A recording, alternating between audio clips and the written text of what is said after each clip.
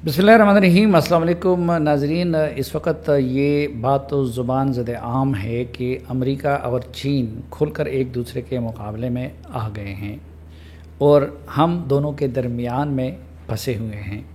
इसहाक़ डार साहब की ज़ुबानी आप ये बात सुन रहे होंगे कि इस वक्त हम जियो पॉलिटिक्स के असरात के शिकार हो रहे हैं।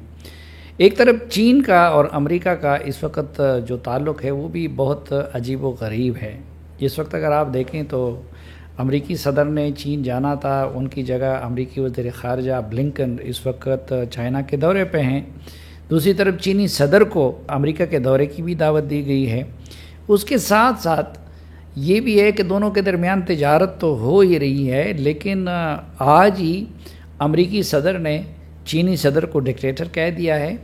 तो आज के प्रोग्राम में एक तो हम अमेरिका और चीन के इन ताल्लुकात की असल नोयत को समझने की कोशिश करेंगे और ये भी जानेंगे कि ये जो कहा जा रहा है और शायद सही कहा जा रहा है कि हम इस वक्त जियो पॉलिटिक्स के शिकार हैं या इन दो ताकतों के कशमकश के शिकार हैं, जिसकी वजह से हमें माशी मुश्किलात का भी सामना करना पड़ रहा है। तो इस पे भी हम अपने आप को एजुकेट करेंगे। लेकिन इससे एक बड़ी बात थी कि पिछले कई सालों से हम देख रहे हैं कि चीन और अमेरिका के मामले में हमारी न इधर के रहे न उधर के रहे, न खुदा ही मिला न विसाल सनम वाली कैफियत है। न हम अमेरिका को राज़ी कर सके और दूसरी तरफ हमने चीन को भी कई हवालों से नाराज़ कर दिया है। सीपेक के हवाले से चीन की जो एक्सपेक्टेशन थी वो हमारी हुकूमत ने न सिर्फ ये कि पूरी नहीं की, हमारे यहाँ ब्यूरोक्रेसी का जो निज़ाम है उसने चीनी हुकूमत और चीनी सरमायाकारों को भी परेशान कर दिया था। फिर सिक्योरिटी का भी मसला था, कोई हमारे यहाँ मेकनिज़म प्रॉपर नहीं था और हुकूमत की तब्दीली के बाद भी ये तवक्को थी कि शायद ये लोग चीन के एतमाद को बहाल कर सकेंगे और इकानमी को रिवाइव कर सकेंगे। लेकिन ये जो नई हुकूमत है वो भी उन तवक्कुआत पे पूरी नहीं उतर सकी। अलबत्ता एक जो बेहतर इशारे हमें मिल रहे हैं वो ये है कि चीन ने खुसूसन वज़ीर आज़म के इंटरेक्शन के बाद और फिर army chief general Asim Munir के दौरे चीन के बाद सीपेक के अगले मरहले पे अमल दरामद के आगाज़ का अंदिया दिया है और दूसरी तरफ रेलवे लाइन पे भी काम शुरू करने का अंदिया दिया है। और जवाब में मैं समझता हूँ कि इस पूरे साल में एक बहुत बड़ी डेवलपमेंट हुई है और गुज़िश्ता रोज़ स्पेशल इन्वेस्टमेंट फैसिलिटेशन सेंटर का क़याम अमल में लाया गया है, जिस पे न सिर्फ ये कि सिविलियन लीडरशिप थी बल्कि ये कहा जाता है कि असल में ये अस्करी लीडरशिप के इनिशिएटिव भी है और वो इसके गारंटर भी हैं। वैसे तो ये तमाम ममालिक के साथ मामलात का अहाता करेगा, लेकिन पर्टिकुलरली ये कहा जाता है कि चीन के साथ मामलात और उनके प्रोजेक्ट ही बेसिक इसका फोकस रहेंगे। तो इन चीज़ों को समझने के लिए हमने दावत दी है चीन को समझने वाले और चीन की तरजीहात और चीन के दोस्त और दुश्मनों को समझने वाले चीनी उमूर के माहिर और Asian institute of ecological civilisation के सरबराह जनाब शकील रामे साहब को बहुत शुक्रिया। रामे साहब, आप चीन के बारे में कई किताबें भी लिख चुके हैं, उनके साथ इंटरेक्शन भी होता रहता है, तो वो चीन और अमेरिका के मामले पे तो हम आगे बात करेंगे। लेकिन बतौर इकोनॉमिस्ट ये जो इनिशिएटिव लिया है हुकूमत ने और मिलिट्री लीडरशिप ने स्पेशल इन्वेस्टमेंट फैसिलिटेशन सेंटर्स के क़याम का, आप इसको कोई अहम पेशरफ समझते हैं या आप समझते हैं कि नहीं ये भी रूटीन की एक कार्रवाई है जो हुकूमत ने डाल दी है? शुक्रिया सलीम भाई, आप हमेशा ऐसे प्रोग्राम में बुलाते हैं जिसको नया टॉपिक होता है और लोगों को उसमें समझने की ज़रूरत होती है। मैं कहता ये इस कौम की भी लिए खिदमत कर रहे हैं आप। Thank you. एक चीज़ देखें, दुनिया में जब भी इन्वेस्टर किसी मुल्क में जाता है वो दो चीज़ों को फंडामेंटली देखता है। नंबर एक सिक्योरिटी, और पाकिस्तान के कंटेक्स्ट में ये और भी अहम हो जाता है जब हमने वार ऑन टेरर का हिस्सा रहे, अभी भी खिते में बहुत सारे प्रॉब्लम्स हैं। नंबर दो कंटिन्यूटी, उसका तसलसल पॉलिसीज़ का, अगर कोई पॉलिसी अडॉप्ट की जाती है क्या वो पॉलिसी का तसलसल होगा या नहीं। तो जो मुझे इस कमेटी में डिफरेंट चीज़ नज़र आई है पास से, وہ یہ ہے کہ آرمی کی اس میں انکلوژن ہے اور بیہائنڈ دا سین نہیں، وہ اب اس کا پارٹنر بن کے لے کے چلنا چاہتے ہیں. یہ جو دو فنڈامنٹل کویسچن ہوتے ہیں انویسٹرز کے، سیکیورٹی اور کنٹینیوٹی، آرمی کے ہونے سے یہ انشور ہو گئی. کیونکہ جو پولیٹیکل گورنمنٹ ہے یا پولیٹکس ہے وہ تو ہر 2-5 سال بعد چینج ہوتے ہیں، 4-5 سال چینج ہوتے ہیں، اور حکومت تو 4-5 سال بعد چینج ہوئی، مگر جو ان کے سٹانس ہوتے ہیں وہ اس پہ ڈپینڈ کرتے ہیں کہ وہ حکومت میں ہے کہ اپوزیشن میں ہے.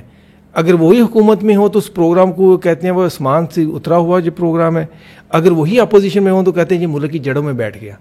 تو جس کا سے یہ کہنا کہ انڈیو پولیٹکس ہوتی ہے، جس طرح سی پیک میں بھی دیکھا کہ جب ایک گورنمنٹ حکومت میں ہوتی تھی پارٹی تو وہ کہتے تھے سارا کچھ یہی ہے، جب اپوزیشن میں ہوتے کہتے یہ اس گورنمنٹ نے سارا کچھ تباہ کر دیا. تو اس چیز کا سدباب کرنے کے لیے، پولیٹکس کو ختم کرنے کے لیے، پلس سیکیورٹی کی شورٹی دینے کے لیے اور کنٹینیوٹی کی، آرمی کا وہاں ہونا ایک مؤثر قدم ہے.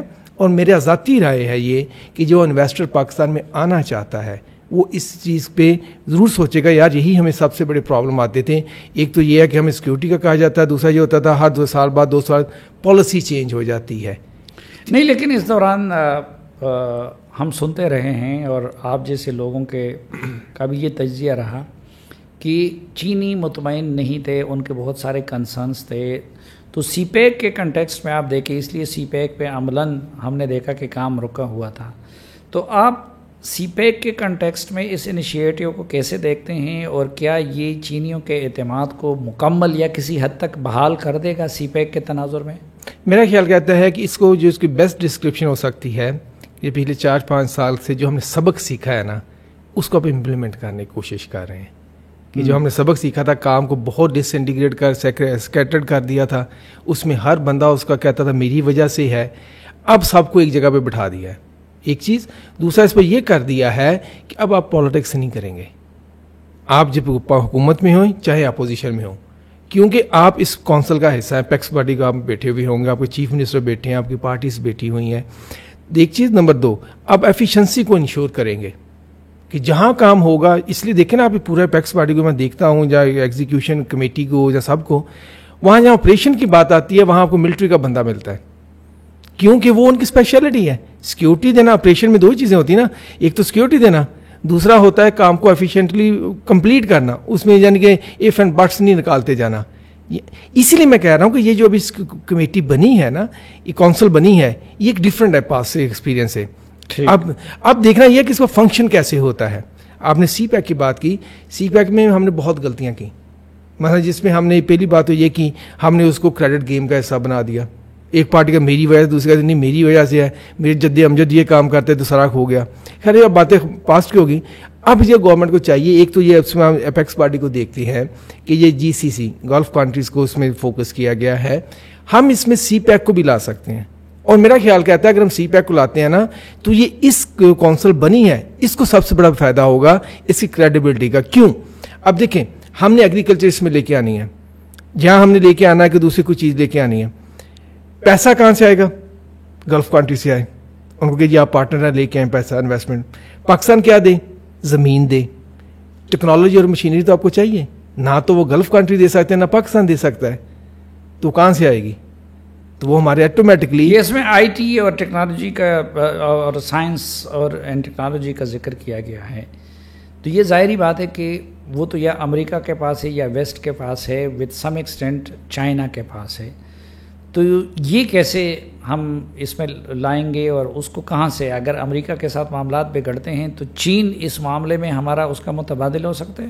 بالکل ہو سکتا ہے. چین اس وقت دنیا میں جو ٹیکنالوجی کی ہے نا، اس میں بہت ساری چیزوں میں آگے چلا گیا ہے. من دیکھیں ابھی امریکہ نے جو ٹیکنالوجی پہ لاسٹ یعنی کہ جو حملہ کیا تھا چائنا پہ، وہ یہ تھا آپ کو چپ نہیں دیں گے ہم، مگر بہت سے کم لوگوں کو پتہ ہے کہ ہواوے نے یہ اپنی کیپیسٹی بلڈ کر چکے تھے کہ وہ لیس دین 7 mm جو NM کی جو تھی اس کی چپ بنا سکتے تھے. وہ یہ دنیا میں بہت ریئر ہے، جس کی بیسس پہ جو کہہ رہے تھے کہ یورپ والے ہم 9-8 پہ آ گئے ہیں تو اب ہم سے اس کو لینی ہی پڑے گی. چائنا کا پتہ بات کیا ہے، وہ بڑھ کے نہیں مارتا، وہ یا کہ بازار میں نہیں کھڑا ہو جاتا میں چودھری بن گیا اور میری ساری بات مانے. ایک چیز. دوسرا اب دیکھیں آرٹیفیشیل انٹیلیجنس، چائنا دنیا میں وے اہیڈ ہے، یورپ کو سب کو پیچھے چھوڑ چکا ہے، وہ USA کو بھی پیچھے چھوڑ گیا ہے آرٹیفیشیل انٹیلیجنس میں. اور ہم کہتے ہیں کہ نئی ایج آ رہی ہے وہ آرٹیفیشیل انٹیلیجنس کی ہے. جو فورتھ انڈسٹریل ریولوشن کی بھی ہم بات کرتے ہیں وہ انٹیلیجنس بیس یعنی کہ آرٹیفیشل انٹیلیجنس اور ڈیٹا پہ مشتمل ہوگا. چائنا اس میں بہت آگے ہے. اب دنیا میں کہتے ہیں کہ جو کمپیوٹنگ کوانٹم کمپیوٹنگ ہے جو بیسک ہوتی ہے اس کی یعنی کہ ڈیٹا انالیسس کی سارا, چائنا اس میں بہت آگے ہے, سب سے آگے ان سے, بہت نہیں سے آگے ہے. ابھی ہم دیکھیں آرٹیفیشل انٹیلیجنس میں جو پیٹنٹ آ رہے ہیں ورلڈ اکنامک فورم پہ, آپ چائنا کو چھوڑ دیں, ورلڈ اکنامک فورم پہ جو پیٹنٹ آ رہے ہیں سب سے آرٹیفیشل انٹیلیجنس کے وہ چائنا کے ہیں. تو چائنا میں دیکھیں پھر 6G جس کی ہم بات کرتے ہیں جو فورتھ انڈسٹریل ریولوشن کا بیسک انفراسٹرکچر ہے یا کہیں پہیے ہیں جس کے تھرو یعنی کہ فورتھ انڈسٹریل ریولوشن چل رہا ہے. چائنا جو ہے پوری دنیا سے 5G میں وہ دنیا سے کم 2 سال آگے ہے, جس کو ہم کہتے ہیں ٹیکنالوجی کی زبان میں کہتے ہیں ان کی ٹیکنالوجی 2 سال آگے ہے. ابھی دنیا اس کو کیچ اپ کرنے کی کوشش کر رہی ہے 5G کو. چائنا نے آربٹ میں اپنا 6G کے لیے بھی اپنے آربٹ پہ بھیج دیے ہیں سیٹلائٹس. اچھا تو چائنا جو ہے ٹیکنالوجی کے جو متھ ہے نا کہ یعنی کہ یورپ یا امریکہ بہت آگے ہے, چائنا اس کو بہت سارے وہی بہت آگے جا چکا ہے. اب اس کی میں آپ کو ایک ایسی بھی مثال دے. جی جب پریزیڈنٹ ٹرمپ تھا پریزیڈنٹ, اس نے پریس کانفرنس کی تھی, اس نے کہا تھا کہ ہم کسی ملک کو اجازت نہیں دیں گے وہ ہم سے آگے نکل جائے اور فیوچر ٹیکنالوجی میں پیچھے چھوڑ جائے. یہ بیسک وار ہے. یہ ہے کہ چائنا نے اس کو اتنا تھریٹ کر دیا, ان کو پتا چل گیا چائنا ہم سے آگے نکل رہا ہے. وہ اب ہر کوشش کر رہے ہیں. چائنا تو آگے نکل رہا ہے لیکن ہم بہت پیچھے چلے گئے پچھلے کئی سالوں میں, اقتصادی لحاظ سے بھی اور کچھ اور حوالوں سے بھی. تو ایک تو مجھے یہ بتائیے کہ یہ چائنا اور ان کی لڑائی میں کیا ہم واقعی پس رہے ہیں؟ اور یہ جو اسحاق ڈار صاحب جیسے لوگ کہتے ہیں کہ اس وقت IMF وغیرہ اگر ہم سے ناک رگڑوا رہا ہے تو اس کی وجہ وہ جیو پالیٹکس ہے, تو کیا اس دعوے میں کوئی وزن ہے؟ بالکل ہے. اس کے فنڈامنٹلی میں آپ کو ایک مثال دیتا ہوں. IMF کے پروسیجرز میں رول میں لکھا ہوا ہے کہ کسی کو ملک میں ایسے قرض نہیں دینا جہاں پر کوئی میجر جنگ چل رہی ہو, یہ لکھا ہوا ہے. مگر اس یوکرین کے لیے انہوں نے رول چینج کیا کیونکہ یوکرین جو ہے کہ وہ امریکہ کی پالیسی ہے ساری.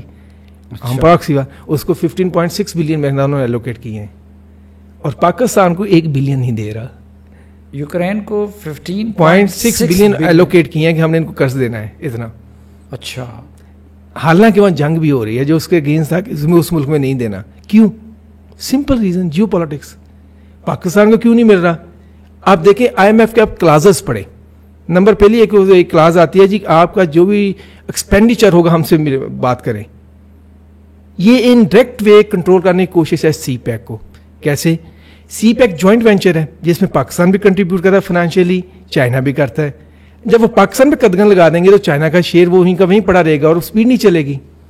جب یہ IMF کا معاہدہ ہو رہا تھا ہم نے تب بھی یہ بات کی تھی لاسٹ گورنمنٹ میں. تھوڑا سا اس کو دیکھیں کہ یہ پھر انرجی کی بات کر لیں جو دوسری کلاس آتی ہے انرجی ایفیشنسی کی. اپیرنٹلی تو کہتے ہیں جی آپ سرکولر ڈیٹ ختم کریں, آپ یہ کہ سب اچھی باتیں ہیں, مگر تان کہاں کے ٹوٹتی ہے. چائنی IPPs کی جو کنٹریکٹ ہیں اس کو اوپن کریں, دوبارہ اس کو ری نیگوشیٹ کریں. تو یہ جیو پولیٹکس ہے. مگر جو ہے نا کیا کہتے ہیں امریکہ کو سمجھنے کے لیے ہمیں نا سلیم بھائی ایک چیز جو ہے نا کہ فنڈامنٹلی ہمیں ڈسکس نہیں ہوتی, کرنی چاہیے. امریکہ میں دو امریکہ ہیں. ایک امریکہ ہے جو پیپل آف یعنی کہ لوگوں کا ہے, جو عام آدمی کا امریکہ ہے, جو کنفرنٹریشن نہیں چاہتا, جو چاہتا ہے کہ ہم پیسفل کو ایگزسٹ کریں اور آگے چلیں. دوسرا ہے ملٹری انڈسٹریل کمپلیکس کا, جو چاہتا ہے کہ دنیا کے تمام ریسورسز میرے ہاتھ میں ہوں. اب وہ کسی ملک میں چاہے وہ جنگ لگا کے کرے یا وہاں پر ملٹی نیشنل کمپنیز کو بھیج دے کہ وہ کمپٹیشن میں آؤٹ کر دیں گے دوسرے کو, فیوریبل پالیسیز بنا لیں گی ایک گورنمنٹ کو دوسری خلاف یوز کر لیں گی. اب یہ فنڈامنٹلی پرابلم ہے ملٹری انڈسٹریل کمپلیکس کو چائنا میں کہ چائنا میں ایسی کوئی جمہوریت نہیں ہے جس کو وہ ایکسپلائٹ کریں کہ ایک پارٹی کو دوسرے کے خلاف کھڑا کریں. وہاں ہے کمیونسٹ پارٹی آف چائنا, ایک پارٹی ہے ایک ملک ہے. اب کسی کو کسی کے خلاف لڑا نہیں سکتا. اور جو وہ پارٹی ہے اس کا بیسک یہ ہے کہ جب تک میرے ملک کے لوگ خوشحال نہیں ہوں گے میرا ملک خوشحال نہیں ہوگا. لیکن جس طرح چینیوں کو لڑانا بہت مشکل ہے اسی طرح ہمیں آپس میں لڑانا بڑا آسان ہے. یہی ہو رہا ہے. اور مغربی میڈیا یہ پروپیگنڈا بھی بہت کر رہا ہے کہ دیکھیں یہ آپ لوگ چین کے ڈیٹ ٹریپ میں آ رہے ہیں. تو اس حوالے سے آپ کی ریسرچ کیا کہتی ہے؟ دیکھیں پہلی بات جو ہم نے پہلی فیز میں دیکھا جو ابھی تک ہوئے تھے کنٹریکٹ سائن ہوئے تھے 52 بلین یا اس سے زیادہ کے, اس میں صرف اور صرف 5.7 بلین ڈیٹ ہے. ریسٹ آف جتنا بھی ہے وہ انویسٹمنٹ ہے. پہلی چیز, ایک چیز جو ڈیٹ ہے ہی نہیں وہ ڈیٹ ٹریپ کیسے ہوگی؟ ایک چیز تو اس کو ڈیٹ ہونا چاہیے نا، پھر ہی ٹریپ ہوگا نا. دوسرا اکنامک ٹرمنالوجی میں جو آپ کے 2 طرح کے لون ہوتے ہیں جو ڈیٹ ہوتا ہے، ایک ہوتا ہے پروڈکٹیو، ایک ہوتا ہے نان پروڈکٹیو. پروڈکٹیو وہ ہوتا ہے جس کی وجہ سے آپ کی انڈسٹری لگتی ہے، انفراسٹرکچر بلڈ ہوتا ہے، آپ کی انرجی کی ضرورت پوری ہوتی ہے. دوسرا وہ ہوتا ہے جس میں آپ بس نا کیا کہتے ہیں کبھی سوشل پروٹیکشن کا پروگرام دے دیا کسی کو، بینظیر انکم سپورٹ پروگرام جیسا، یا اس طرح کے دوسرے پروگرام کر لیے، پالیسی بنانے کے لیے دے دیے. چائنا کی سارا جو ڈیٹ ہے اس میں 5.7 بلین میں وہ انرجی سیکٹر کا یا دوسروں کا ہے، کہ جو ہمیں ضرورت ہے، جو بیسک کوالیفائی ہی نہیں کرتا چائنی انویسٹمنٹ یا چائنی لون ڈیٹ ٹریپ کے لیے. ڈیٹ ٹریپ تو ہمیں کیا ہوا ہے آئی ایم ایف نے اور ورلڈ بینک نے. آپ دیکھیں کہ 1952 میں ورلڈ بینک آیا، ہمیں 27 ملین دے گیا. 1956 میں آئی ایم ایف بھی آ گیا، بعد میں اے ڈی بی آ گیا. اب جب سے اسٹرکچرل ایڈجسٹمنٹ پروگرام آیا ہے 1988 سے آن ورڈ، ہم پھنس گئے.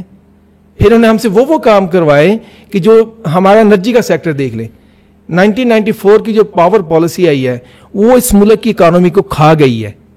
میں کیٹیگورکلی کہتا ہوں وہ جو 1994 کی پاور پالیسی آئی ہے جس کو سپورٹ کیا تھا ورلڈ بینک نے، یو ایس ایڈ نے باقاعدہ دوسرے ورلڈ بینک کے ساتھ مل کے ایک فنڈ بنایا، آپ اس سے پیسے لے کے لگائیں.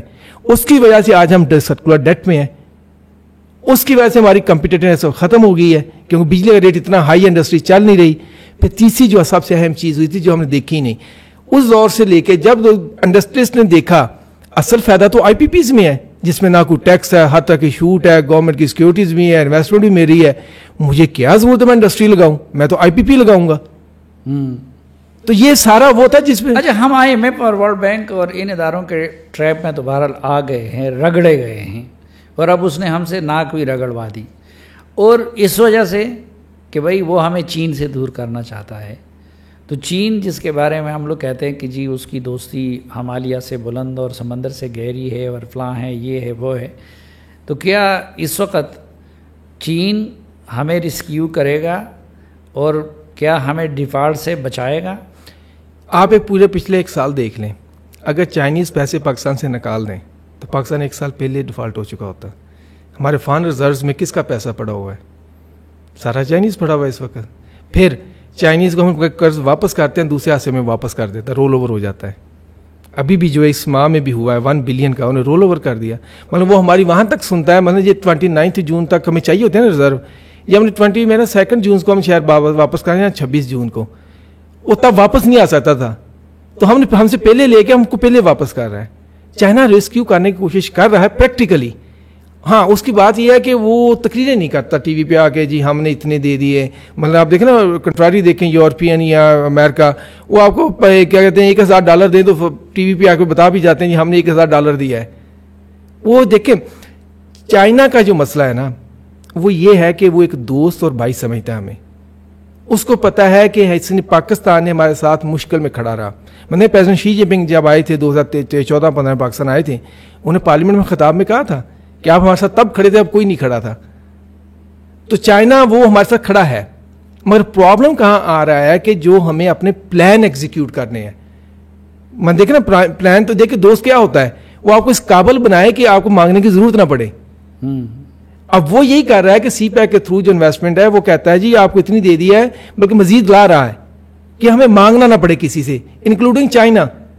وہ چاہتے ہیں کہ پاکستان اتنا اسٹرانگ ہو کہ جب ہمارا دوست ہم کسی کو انٹروڈیوس کروائیں تو کہیں ہمارا پاورفل دوست ہے. اب یہ جو کونسل جہاں سے ہم شروع کیا ابھی سارا پروگرام اسپیشل انویسٹمنٹ جو ہے فیسیلیٹیشن کونسل بنائی ہے، اس کا اور سی پیک کا جو ہے نا کیا کہتے ہیں اگر ہم اس کو ملا دیں تو ہمیں بہت رزلٹ ملیں گے. اچھا یہ سمجھا دیں کہ یہ چین اور امریکہ کا یہ کیسی جنگ ہے؟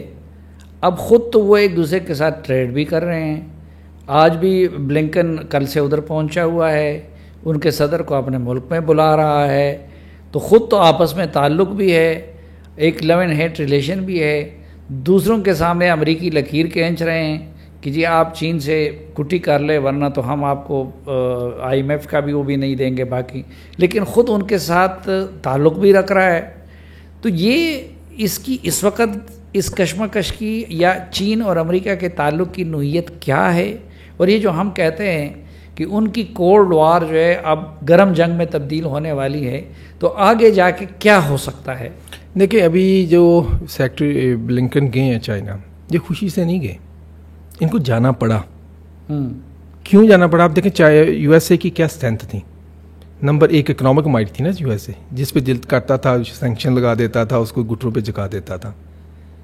چائنا کو نہیں جلد لگا سکتا, کیونکہ چائنا دنیا میں 100 ممالک سے زیادہ کا سب سے بڑا ٹریڈ پارٹنر ہے. کیا آپ 100 ممالک پہ پابندی لگائے گا یہ؟ ایک چیز. دوسرا, ڈی ڈالرائزیشن جو ہوئی ہے ریسنٹ ایئرز میں, لوگوں نے ڈالر کو چھوڑنا شروع کر دیا ہے. آپ کو پتہ ہے کہ اس سال جو ابھی گزرا ہے, پچھلا سال, پہلی دفعہ یہ ہوا ہے کہ جو دنیا کے جو ریزرو ہیں وہ لیس دین 50% تھے ڈالر میں, جو کہ میرے 10 سال پہلے 67% تھے. پھر ابھی اور تیز ہو گئی ڈی ڈالرائزیشن, اور لوگ کر رہے ہیں خوشی سے. کیوں؟ کہ چائنا ٹریڈ وہ چیزیں پرووائڈ کرتا ہے جو ان کو چاہیے, چاہے یہ ٹیکنالوجی ہو, چاہے یہ آپ کی کیا کھانے کنزمپشن کی گڈ ہو, انڈسٹری ہو, ریل ہو. اب تو اس نے اپنے باقاعدہ کمرشل جہاز بھی بنانا شروع کر دیے ہیں. نمبر 3, چائنا ٹیکنالوجی میں ان سے آگے. اب وہ بھی نہیں کہہ سکتے ہم کو ٹیکنالوجی نہیں دیں گے. انہوں نے کوشش کی نا لاسٹ چپ والی. اب امریکن چپ کمپنی چائنا میں انویسٹمنٹ بڑھا رہی ہیں, ہمیں بزنس کرنے کا موقع دیں. 4th, جو چیز ہوتی تھی ڈپلومیسی, جس میں چاہے امریکہ کو ہمیشہ آتا ہم سب کو ڈنڈا کے ساتھ لگا کے اپنے ساتھ ملا لیتے ہیں, اب نہیں ہو رہا. اب لوگ اوپنلی کہتے ہیں بھائی صاحب بس چائنا کا مدد تلک برا رکھیں, اپنا الگ رکھیں. وہ ڈپلومیٹک مائٹ بھی نہیں رہ گیا. لاسٹ ایران اور چین سعودی عرب کا معاملہ حل کر کے یا اس میں ثالث بن کے چین نے بڑا منہ توڑ جواب دیا, منہ توڑ جواب دیا. اور ایک اور چیز بھی اس پہ ثابت ہوئی ہے کہ اب میں ڈپلومیسی میں امریکہ کی مائٹ نہیں رہی, جو کہ بیسک مائٹ تھی نا ڈپلومیسی میں. اب دیکھیں سعودی عربیہ کا آپ نے بات کی, سعودی عربیہ کا جو ریلیشن ہے آپ کو پتہ ہے, جو میں نے 80s میں آ کے بنا ہے چائنا کے ساتھ. اس سے پہلے سعودی عربیہ اس کو ریکگنائز نہیں کرتا تھا. کیوں بنا؟ جب عراق کے اٹامک پروگرام پہ حملہ ہوا تو چائنا امریکہ گیا, سعودی عرب گیا چائنا امریکہ کے پاس کہ ہم پہ یہ لانگ رینج میزل دے ہمیں. یو ایس اے نے انکار کر دیا. وہ تو اسرائیل کے خلاف کوئی کام نہیں نہ کرتا جہاں اس کے. سعودی عرب گیا پھر چائنا کے پاس, تب سے نا سعودی عرب کو انہوں نے دیے. پھر انہوں نے ایک ذہن میں بات بٹھا لی سعودیز نے, چائنا برے وقت کا ساتھی ہے, یہ آپ کو نہیں چھوڑتا, تو ہمیں اس کے ساتھ جانا ہے, اور اس کا بھی وہ تک کر رہے ہیں. اچھا, چوتھی چیز میں کہنا چاہ رہا تھا, امریکہ جنگ کرتا تھا ملکوں کے ساتھ جو اس کی بات نہیں مانتے تھے, حملہ کر دیتا تھا جا کے. وہ انڈیا کے وہ نہیں کر سکتا چائنا کے ساتھ, کیونکہ ایک تو آرٹیفیشیل انٹیلیجنس بیس جو وار فیئر ہے, چائنا کا کوئی مقابل نہیں ہے. رینڈ کارپوریشن نے اور دوسروں نے سامنے رپورٹس کی ہیں کہ امریکہ نے پینٹاگان سی آئی اے نے کئی وار سیمولیشنز کی ہیں, جس کا رزلٹ یہ نکلا وہ چائنا کو ڈیفیٹ نہیں کر سکتے. اور آخری چیز کہ چائنا کے پاس جو ٹیکنالوجی ہے اسپیشلی میزل میں کچھ ایسے ہیں جو کہ گریوٹی بیس ہیں, وہ کروز میزائل کی طرح نہیں ہے جس کو آپ ڈیٹیکٹ نہیں کر سکتے نہ روک سکتے ہیں. اب دنیا کا کوئی بھی ڈیفینس سسٹم لگا دیں گے جو میزائل روکنے کے لیے, آپ چائنیز میزائل کو نہیں روک سکتے. اور یہ امریکن کے پاس ٹیکنالوجی نہیں ہے, نہ رشیا کے پاس ہے. تو چائنا اتنا یعنی کہ اب ان کو ہر میدان میں اس نے ٹسل دے دی ہے. اس نے کہا اچھا اس پہ لڑنا تو لڑ لو.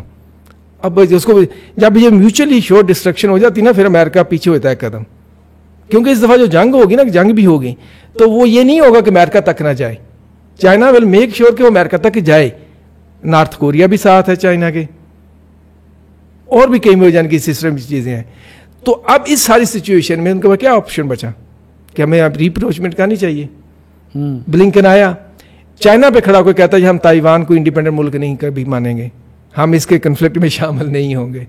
بلون پہ جس پہ اس نے ختم کیا تھا کہ میں نہیں جا رہا بلون کانسپریسی پہ, کہ وہ ختم کر دیا ٹور. اس کے بعد کتنی دفعہ نے ریکویسٹ کی ہے یو ایس نے چائنا کو کہ ہمیں آنے کی اجازت دی جائے, انہوں نے نہیں دی. نہ سیکٹری خارجہ کو دی, نہ سیکٹری ڈیفینس کو دی. آپ دیکھیں جس بندے پہ انہوں نے امریکنز نے پابندیاں لگائی, اس کو انہوں نے چائنا نے اپنا وزیر دفاع بنا دیا. لو جس پہ پابندیاں لگائی اب اسی سے نیگوشیٹ کرو. چائنا کے اس لیول تک پہنچ چکا ہے کہ یہاں پر وہ ٹٹ فار ٹیٹ کے لیے تیار ہے, اور امریکہ کو بھی پتا ہے. اب اس پوری جو گمسان میں نا وہ سمجھتا ہے کہ پاکستان کو وہ تو ٹٹ فار ٹیٹ کے لیے تیار بھی ہے, اس کے اندر صلاحیت بھی ہے, لیکن ہم تو یہ 70 سال جو ہے زیادہ تر امریکہ اور ویسٹ پہ ڈپینڈنٹ رہے. تو کیا ہم ان کی ناراضگی برداشت کر سکیں گے یا ان کا قہر برداشت کر سکیں گے؟ ایک چیز ہے سلیم بھائی, اگر ہم کر لیں, ہم اگر مانگنے کی عادت کو چھوڑ کے نا کام کرنے کی عادت کو ڈیولپ کر لیں تو ہم سب کچھ برداشت کر سکتے ہیں. ہمارے پاس اتنا ریسورس ہے. ہماری جو ایلیٹ کا پرابلم ہے نا, وہ اس کو مانگنے کی عادت پڑ گئی ہے. ہمارے ملکوں کو, کام نہیں کرتے. اور سی پیک کہتا ہے یار کام کرنا سیکھو, مانگنا چھوڑو. میں بار بار کہتا ہوں, دیکھیں ابھی لاسٹ والی جو بات کونسل والی یہ والی, میں صرف ایک مثال دوں گا, آپ سمجھ جائیں گے. سعودیہ سے سب سے بڑے جو اس پروگرام میں اچھی بات مجھے نظر آئی ہے وہ ایگریکلچر پہ دھیان ہے. اس پروگرام میں جو کونسل نے بات کی نا, ایگریکلچر, یہ وہ چیز ہے جو ہمیں امیجیٹلی, بالکل امیجیٹلی 1 سال میں ہمیں ریلیف دے سکتی ہے, اور لانگ ٹرم میں ہمیں ایک لمبی ریس کا گھوڑا بنا سکتی ہے.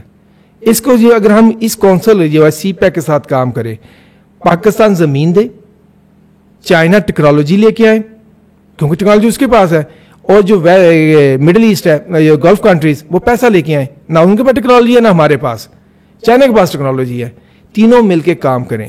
مگر اس ایگریکلچر پالیسی, ہمارے پاس زمین, گلف کے پاس پیسہ, ان کے پاس ٹیکنالوجی, آئیڈیل کمبینیشن. ٹھیک, اس میں کوئی دیکھیں کوئی ہے چیز رہ جاتی ہے, نہیں ہوگی تو آپ کہاں سے ٹیکنالوجی لینی. پھر لیکن میرا آخری چیز کہنا چاہوں گا, اس کو سٹارٹ کریں بلوچستان سے, کیونکہ پاکستان میں سب سے زیادہ جو کلچریبل ویسٹ ہے وہ بلوچستان میں ہے. پاکستان میں ٹوٹل جو کلچریبل ویسٹ ہے وہ 4.8 ملین ایکڑ ہے, جس میں سے 4.2 ملین ایکڑ بلوچستان میں ہے. اور بلوچستان کا یہ بھی فائدہ ہے, وہاں سے ایکسپورٹ بڑی آسانی سے ہوگی سارے گلف کو, چائنا کو. وہاں آپ کی پورٹ بھی ہے گوادر کی, وہ بھی چل پڑے گی ایسے کر کے. اور تیسری چیز, وہاں کا لوکل لوگ چاہتے ہیں, مطلب آپ ایک دن کو بات کروا رہے تھے کہ وہ کس طرح ان کے سردار بھی چاہتے ہیں, مطلب ان کو چھوٹی چھوٹی چیزیں چاہیے. مطلب سوئی میں اگر آپ ایک بنا دیتے ہیں چھوٹا ڈیم, وہاں بھی ایگریکلچر ہو جائے گی.